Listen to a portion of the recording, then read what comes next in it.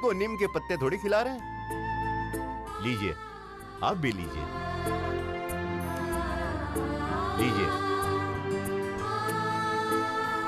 वैसे हम आपको जानते नहीं हैं। वो क्या है ना, आज हमारी बेटी का जन्मदिन है और आज के दिन जो भी गराज में आता है ना, वो मीठे किए बिना नहीं जाता। अरे यासिर भाई, ये तो बहुत खुशी की खबर है। हमारी तरफ से अपनी बेटी को जन्मदिन की मुबारकबाद दीजिएगा। यकीनन।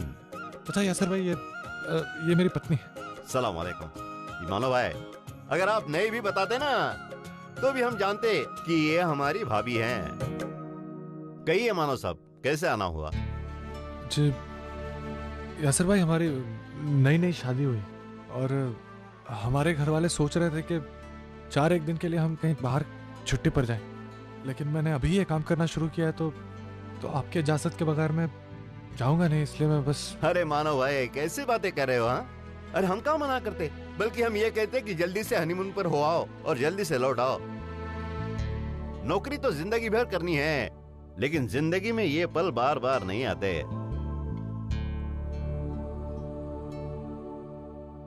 ये रख लीजिए। अरे यासिर भाई, इसकी जरूरत नहीं है। मैं अरे नहीं, कैसे, शर्माने की कोई बात नहीं है। अरे ये तो पेशगी है तुम्हारे काम की। आप इतनी दूर सफर के लिए जा रहे हो, काम आ जाएंगे, ले लो भाई। शुक्रिया यासिर भाई। वो क्या कहते हैं ना, लक बेस्ट लक।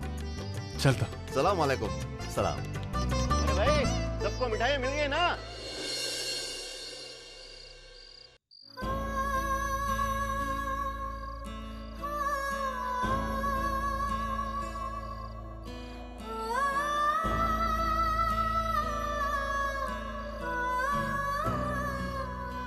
अर्चना, तुम इस वक्त यहाँ क्या कर रही हो?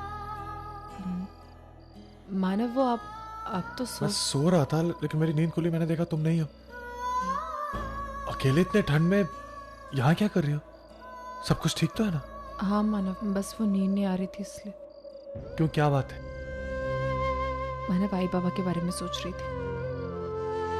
उन्होंने कितना कुछ किया हमारे लिए, वो कभी कहेंगे नहीं, लेकिन मैं जानती हूँ कि उन्हें कितनी प्रॉब्लम है पैसों को लेकर। अर्चना, इसीलिए तो हम आई बाबा को भगवान का दर्जा देते हैं। हम चाहे कुछ भी कर लें उनके लिए, लेकिन कभी भी उनकी बराबरी नहीं कर सकते। लेकिन देखना अर्चना, पापा की कृपा से एक दिन हमारी किस्मत जरूर बदलेगी, और जिस दिन ऐसा हुआ ना, उस दिन हम अपने आई बाबा को बहुत खुश रखेंगे, और उस दिन आई बाबा को एक फॉरेन ट्रिप में लेके चलेंगे। अच्छा, लेकिन कहाँ मानव? जहां तुम बोलो। अभी देखो, तुम अंदर इत्मीनान से बैठकर सोचो, इतनी ठंड में तुम्हें यहाँ समझ में भी नहीं आएगा। चलो चलिए। मानव, हाँ, कल सुबह में मंदिर जाना, ठीक है?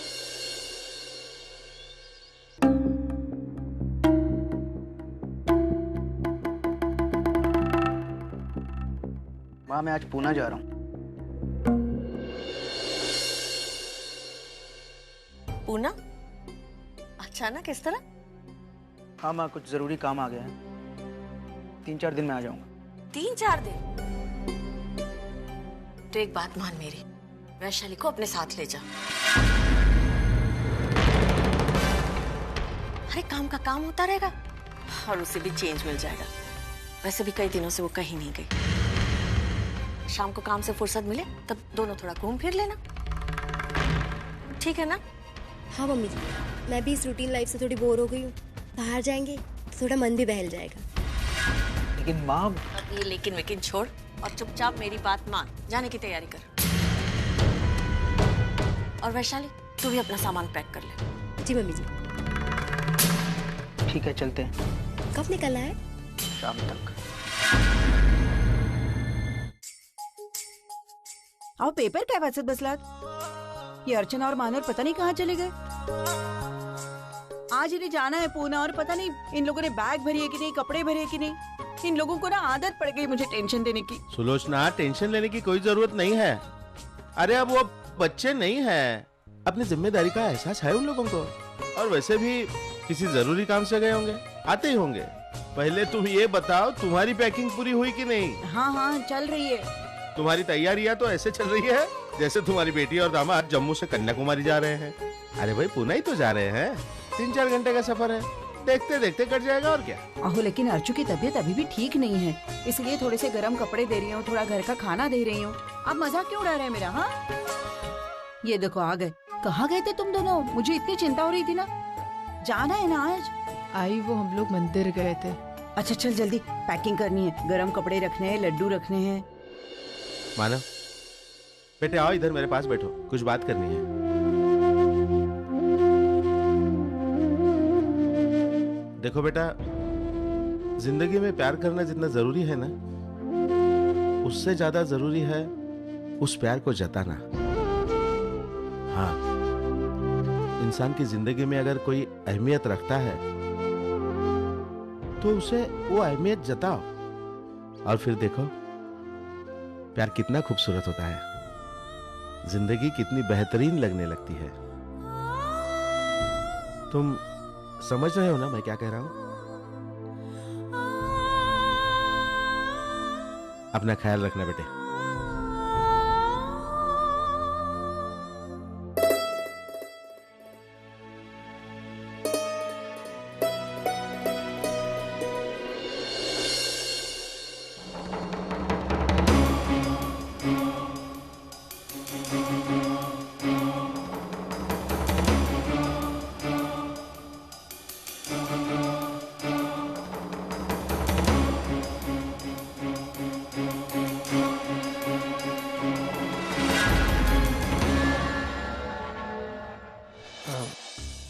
वैशु, एक प्रॉब्लम हो गई है। क्या प्रॉब्लम? हम जो 4 दिन के लिए पूना जाने वाले थे, वो ट्रिप हमें कैंसिल करना पड़ रहा है। क्यों? एक्चुअली मुझे शोलापुर जाना है किसी ज़रूरी काम के लिए। तो ठीक है ना, हम सोलापुर चले जाएंगे।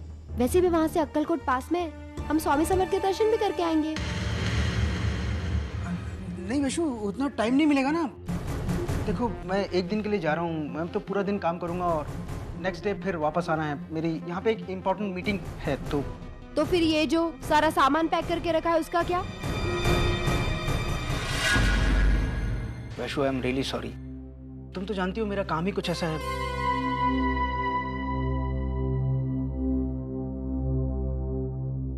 आई प्रॉमिस, हम लोग जल्दी ही कोई ट्रिप प्लान कर लेंगे। और फिर पूना क्यों, हम लोग कुल्लू मनाली चलेंगे 10-12 दिन के लिए। ठीक है? ठीक है।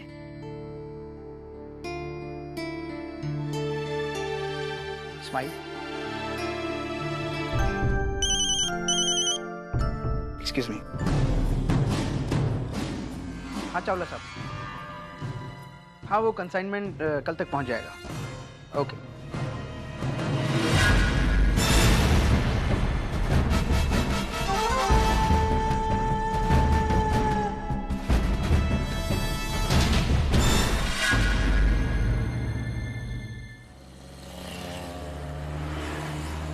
मानव बाबा, मैंने उन्हें फोन किया था कि हम पूना जा रहे, शायद इसलिए मिलने आए होंगे।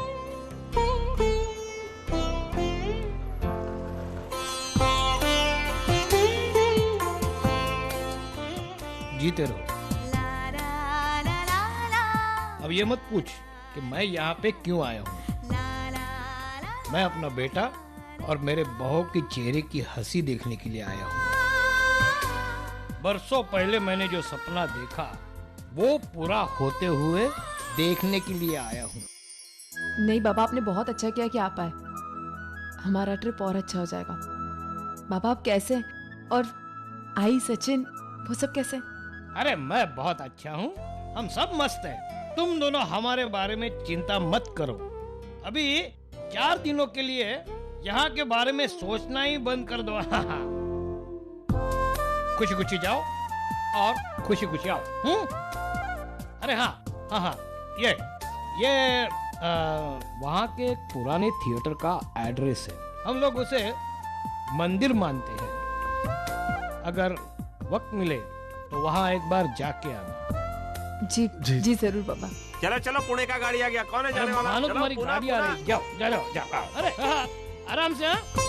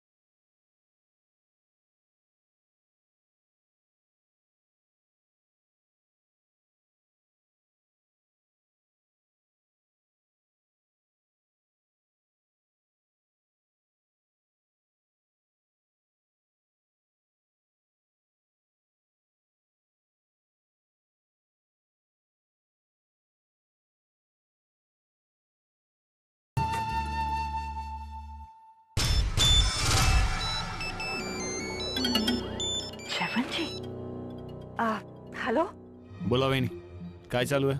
कैसे काय बोला ना। बस वही नहीं, जिंदगी थमसी गई थी, आपके आने से थोड़ी हलचल आ गई। आप सुनाओ, कैसी है आपकी ननद और उसका पति? अरे वो दोनों तो यहाँ पर है ही नहीं। क्यों? वहां नहीं है तो कहाँ गए वो लोग? वो जो अर्जुन महारानी है ना, वो अपने पति के साथ हनीमून पर गई हुई है। ये तो बहुत अच्छी बात है। इससे अच्छा मौका नहीं मिलेगा मानव को बदनाम करने का और घर वालों की नजरों से उसे नीचे गिराने का। मैं समझी नहीं कुछ। अब मानव तो यहाँ पर है नहीं, तो फिर हम उसे बदनाम कैसे कर सकते हैं? बताता हूँ।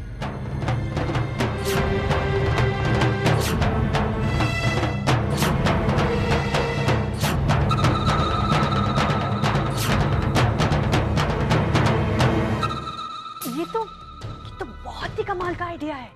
काम होशियारी से होना चाहिए और हाँ, मुझे अच्छे रिजल्ट चाहिए बहनी। जयवंत जी, इस बात की चिंता तो आप बिल्कुल मत कीजिए।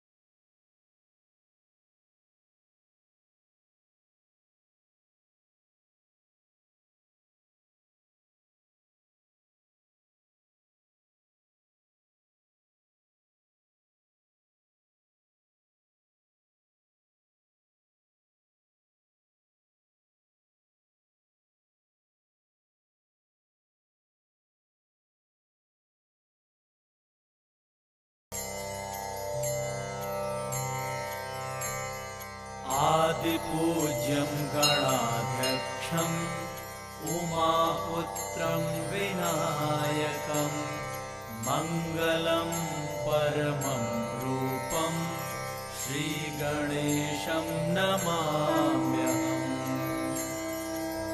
ॐ गणाधिपतये नमः।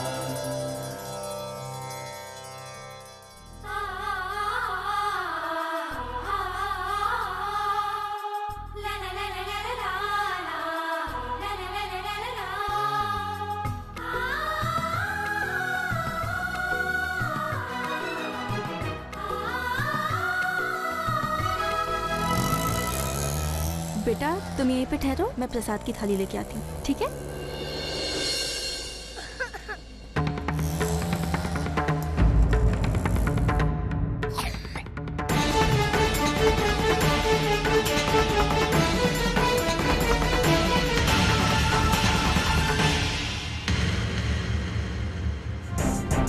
ये किसका बच्चा है? बेटा क्या हुआ इसे? भाई साहब प्लीज मेरी हेल्प कीजिए, इसे जल्दी से अस्पताल लेके चलिए।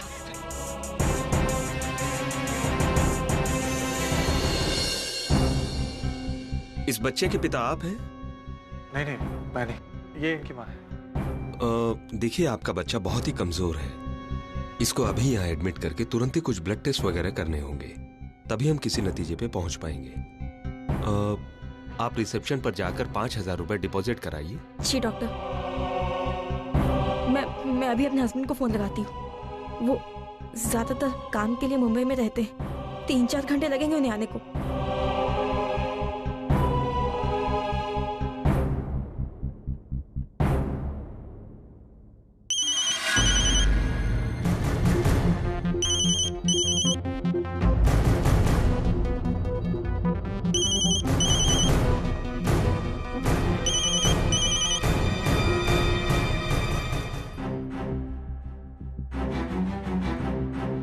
जी मेरी अपने हस्बैंड से बात हो गई है, वो बस मुंबई से निकलने वाले हैं, कुछ ही घंटों में यहाँ पहुँच जाएंगे। मुझे नहीं लगता कि हमें उनका वेट करना चाहिए, क्योंकि बच्चे का ट्रीटमेंट शुरू कराना बहुत ज़्यादा ज़रूरी है। आप डिपॉजिट भर दीजिए।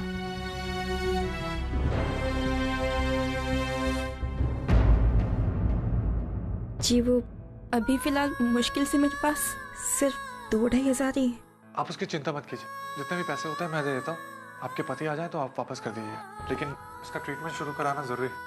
देखिए मैं आपका ये एहसान कभी नहीं भूलूंगी। मानव आप जाइए रिसेप्शन पे पैसे भर दीजिए। हाँ मैं करता हूँ। Thank you so much.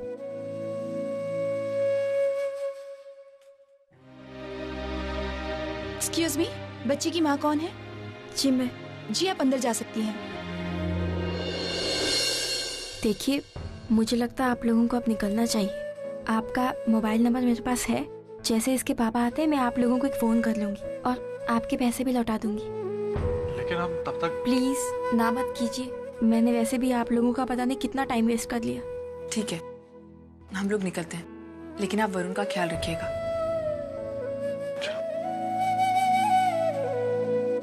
Thank you so much.